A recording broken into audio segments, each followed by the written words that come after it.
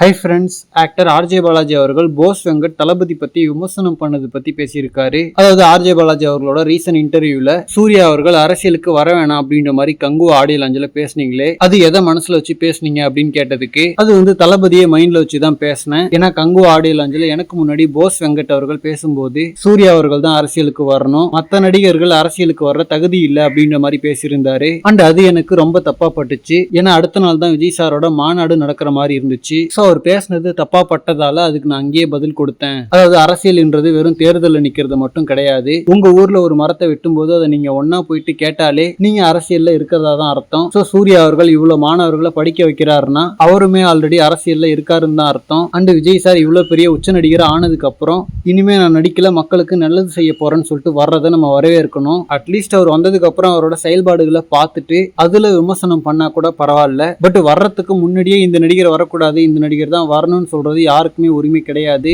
So வந்ததுக்கு அப்புறம் அதெல்லாம் மக்கள் முடிவு பண்ணிப்பாங்க. அண்ட் அன்னைக்கு கங்கு ஆடியோ லாஞ்சுக்கு வந்த கூட்டத்தையே அந்த கருத்துக்கு சப்போர்ட் அப்படின்ற மாதிரி ஒரு தப்பான பெர்செப்ஷனை கொடுத்துச்சு. சோ ஒருத்தர் வர்றதுக்கு முன்னாடியே அவர் வரக்கூடாதுன்னு சொல்ற உரிமை யாருக்குமே கிடையாது. அதனாலதான் என்னோட கருத்தை நான் இன்டைரக்டா அந்த மேடையிலேயே பதிவு பண்ணேன் அப்படின்ற மாதிரி போஸ் வெங்கட் அவர்களை பொழந்திருக்காரு. அண்ட் கங்கு ஆடியோ லான்ச் நடந்தப்ப நாமளே இந்த வீடியோ பார்த்திருக்கோம். ஈவன் சூர்யா அவர்களே பேசும்போது அதுக்கு பதிலடி கொடுக்கிற விதமா நண்பர் அரசியல் கட்சி தொடங்கியிருக்காரு, அவருக்கு வாழ்த்துக்கள்ன்ற மாதிரி சொன்னாரு. சோ போஸ் வெங்கட் அவர்கள் ரீசெண்டா ரொம்ப ஓவரா பண்ணிட்டு இருக்காரு. அதுவும் ஒரு பொதுமக்கள் சார்பா கேட்டா கூட பரவாயில்ல, அவரு இன்னொரு கட்சியில இருக்காரு. சோ அவர் இருக்கிற கட்சிக்கு எதிராக வராரு அப்படின்ற ஒரு வன்மத்துல வரம்பு மீறி வாயை விட்டுட்டு இருக்காரு. அதுவும் இன்னொரு பெரிய நடிகரோட ஆடியோ லாஞ்சில போயிட்டு தன்னோட சொந்த வன்மத்தை பேசுறதுலாம் ரொம்ப கேவலம். அண்ட் ஆர்ஜே பாலாஜி அவர்கள் கங்கு ஆடியோ லாஞ்சில இன்டைரக்டா போஸ் வெங்கட் அடிச்சாலும் இப்போ அதுக்கான கிளாரிபிகேஷனை கொடுத்து அடிச்சதுக்கு நன்றி. ஓகே ஃப்ரெண்ட்ஸ், இதை பத்தின உங்களோட கருத்துக்களை கமெண்ட்ல சொல்லுங்க. அண்ட் இந்த மாதிரி தளபதி பத்தின ஹாட்டான அப்டேட்ஸ்க்கு நம்ம விஜய் ஃபோர்ட் சேனலை சப்ஸ்கிரைப் பண்ணுங்க. தேங்க்யூ.